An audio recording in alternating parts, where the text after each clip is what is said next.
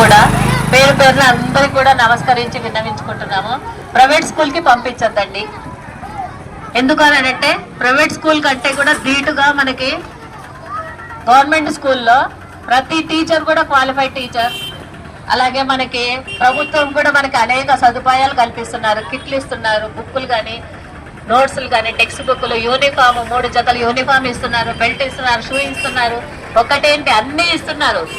Even food కూడా మనకి చాలా బాగుంటుంది. కాబట్టి వెలగల్ ప్రజల్ని కోరుకునేది ఒకటే, ప్రతి ఒక్కరు మీ పక్కన ఉన్నటువంటి పేరెంట్స్ ఎవరైనా ఉంటే వాళ్ళకు కూడా బడికి పంపించమని ప్రతి ఒక్కరికి కూడా చెప్పండి మీరు.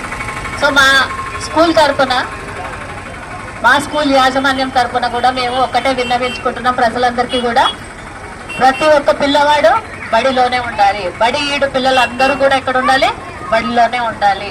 పిల్లల్ని బయటికి తీసుకెళ్ళద్దండి, పనికి కానీ అట్లా తీసుకెళ్ళదండి. వాళ్ళు చదువుకుంటే వాళ్ళ భవిష్యత్తు బాగుంటుంది. కాబట్టి మేము కోరుకునేది ఇది ఒక్కటే. కాబట్టి ప్రజలందరూ కూడా మా కోరికను మన్నించి ప్రతి పిల్లవాడిని స్కూల్లో చేర్చవలసిందిగా కోరుతున్నాము.